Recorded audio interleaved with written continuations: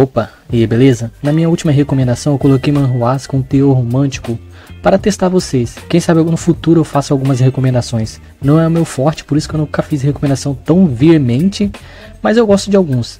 Mas nesse top 5 aqui, a única coisa romântica aqui vai ser pessoas mortas. Vocês vão ver.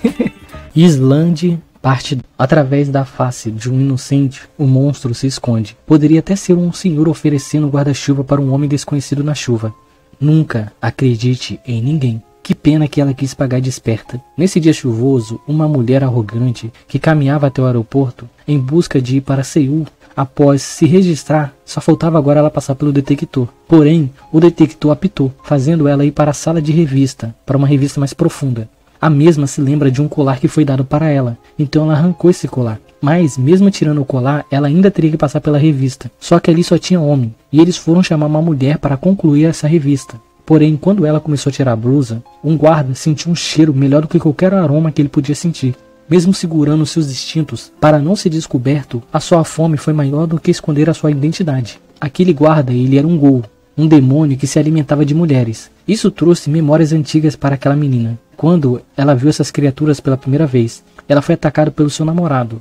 Mas um homem misterioso que era mais brutal que esse monstro salvou ela. E esse homem disse para ela que ela exalava um cheiro muito forte para essas criaturas. Talvez dessa noite ela não passaria. Mas como ela era muito rica, ela ofereceu uma grana bem boa para cada monstro que ele matasse, a protegendo. Sem nada a perder, ele aceitou essa proposta. Mas se ela quebrasse o acordo, ele mataria ela. O que ela não sabia é que ela passaria pelo inferno na sua vida, já que ela era um imã para esses monstros, e seu guarda matava vários monstros e cobrava o dinheiro a ela. Por causa disso, ela resolveu fugir para outro país, mas até ali tinha monstros também. Antes do ghoul matar ela, o homem misterioso apareceu, e o colar que ela quebrou, quando ela passou pelo detector, era um talismã que escondia o cheiro dela. E quando ela quebrou esse colar, ela virou de novo um radar de monstros. Lamento de fraqueza.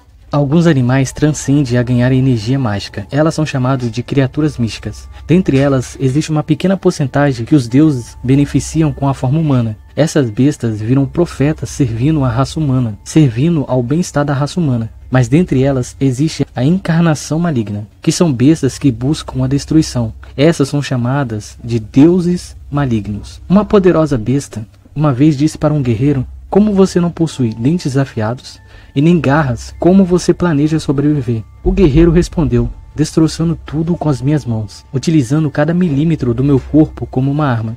Meu sangue, meu suor e meus ossos, se alimentando da carne dos meus inimigos e subtraindo a sua força. Tudo começa com um grupo de ladrões eliminando um grupo de pessoas para roubar os seus pertences. Aqueles homens que não tinham medo da morte viam uma matilha de lobos mortos, e deitado sobre o corpo do alfa tinha um humano. E surgiu uma dúvida na mente daquelas pessoas: será que foi ele que matou todos eles? Antes deles tocarem nele, uma criatura atacou eles, mas essa criatura era pequena demais para ter feito tudo aquilo. E antes deles eliminarem aquela criatura, Ananta despertou e enfrentou aqueles homens para salvar o seu pet. Só que devido a ele ter usado toda a sua força na noite passada, ele não conseguiu despertar a sua habilidade. Então ele foi capturado pelos humanos e levado para a vila. O chefe da vila ficou bem intrigado como um humano conseguiu matar um lobo. Porém, um dos ladrões disse que Ananta era uma besta maligna, e ele que era um monstro que estava matando os humanos e as bestas e roubando o seu corpo e transformando eles em mortos-vivos. Só que antes deles pensar, a verdadeira besta maligna emergiu e mostrou que Ananta não era aquele culpado que eles procuram. Os humanos não têm nem chance contra as bestas mágicas, principalmente contra as bestas malignas. Por sorte, Ananta estava ali. Por que ele escolheu esse caminho?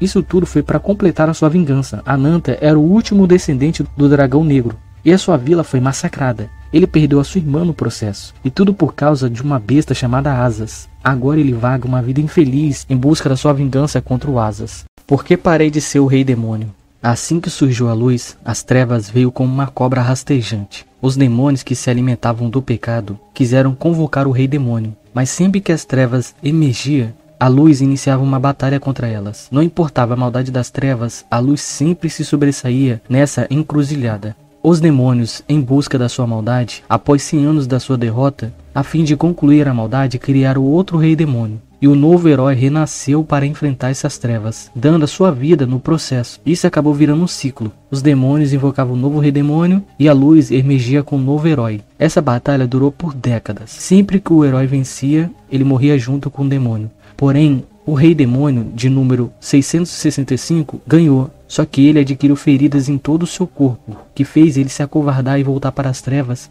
aonde era o seu lugar. Esperando nascer outro Rei Demônio para substituí-lo e concluir a sua vingança, em busca da destruição da raça humana, só que teve um probleminha.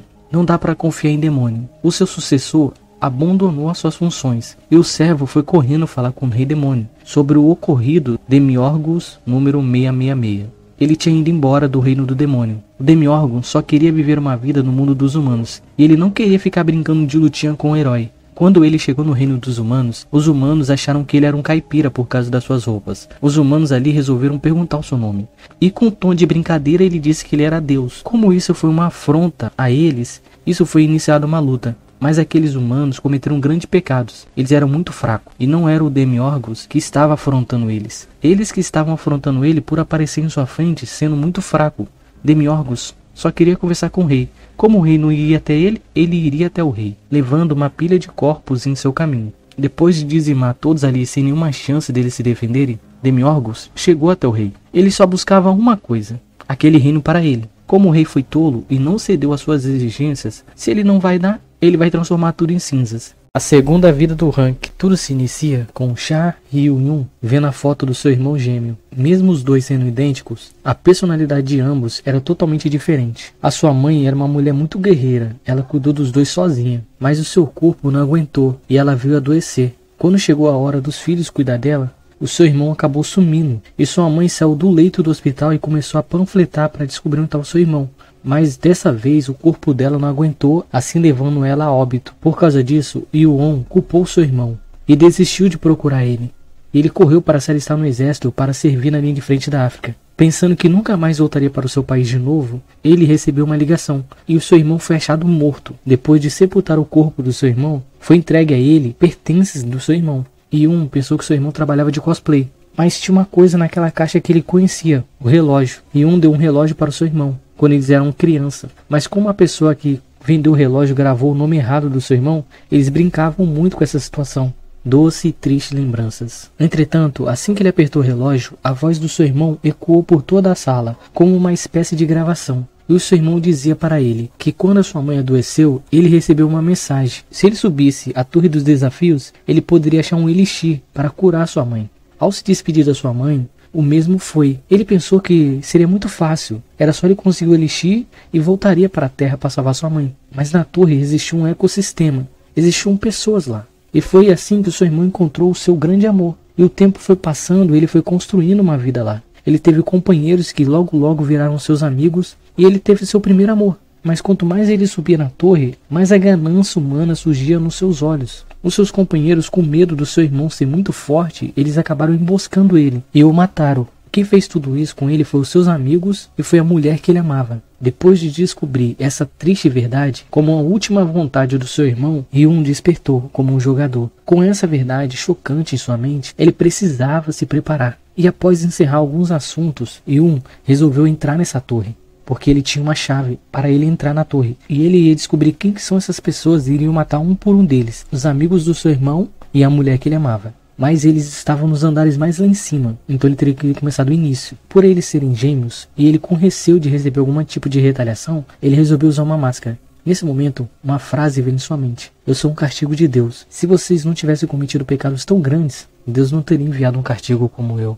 Caçador reavivando na classe SSSS. A torre apareceu em todo mundo. No começo, quem não tinha nada a perder, resolveu desbravar aquela torre. A cada andar da torre, existia monstros jamais vistos pela humanidade. Porém, com esses monstros brutais, caso você vencesse, uma recompensa inimaginável surgia. Assim fazendo várias pessoas arriscarem sua vida entrando na torre. A pior praga do mundo são as pessoas que nascem com sorte. King Gongjia sentia muita inveja dos caçadores. Eles tinham dinheiro, fama, poder, mas dentre eles tinha um que King sentia mais inveja, o Imperador das Chamas. Diferente dos outros caçadores, ele não era só forte, ele era muito descolado. Ele falava o que ele pensava, e mesmo que deixasse as pessoas desconfortáveis, nada elas podiam fazer, já que o Imperador das Chamas era forte o bastante para fazer o que ele quisesse. Isso trazia um sentimento de inveja em Kim. Ele era um fracassado da vida, ao ponto de ir ao fórum da internet para proteger o Imperador das Chamas.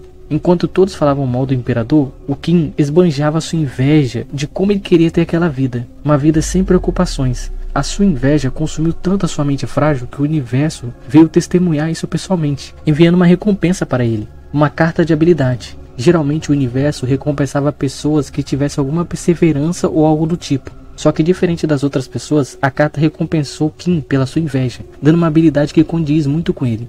Eu quero me tornar você. É uma carta de Rank S. Toda vez que ele for morto, ele pode clonar uma habilidade da pessoa que matou ele. Mas essa habilidade não dava vida eterna para ele. Então, se ele morresse, ele morreria para sempre. Que depois de passar por essa histeria, ele resolveu ir no bar derramar suas mágoas. Já que mesmo tendo uma habilidade de Rank S, essa habilidade era inútil para ele. Caminhando na rua como um fracassado, voltando para sua casa, já que ele não poderia ser um caçador forte, Qin avistou o Imperador das Chamas junto com a sua namorada. Mas o Imperador estava mais agressivo do que o normal, assim matando a namorada dele, e falando que só matou ela porque ela envenenou ele, mas que com medo daquela cena ele resolveu correr. Só que ele acabou esbarrando e fazendo barulho. E como o Imperador das Chamas era muito forte, foi fácil ele pegar Qin. Mesmo sabendo que Qin nunca contaria o que aconteceu ali, ele resolveu matá-lo como queima de arquivo. Mas a habilidade de Qin foi ativada, assim clonando uma habilidade do Imperador das Chamas. E essa habilidade era uma habilidade que se ele morresse, ele retornava no tempo 24 horas. No começo, Qin achou aquilo loucura, mas a reprise do dia estava começando a passar e ele percebeu que era verdade. Assim ele resolveu fazer um plano. Ele lembra de uma entrevista do Imperador das Chamas, que ele disse quando ele ganhou poderes dele. Foi há 11 anos atrás, no dia 7 de junho. Para se vingar do Imperador das Chamas, ele resolveu voltar 11 anos no tempo, roubando tudo dele, a sua fama, o seu dinheiro, a sua dignidade, mas para isso ele precisava se matar.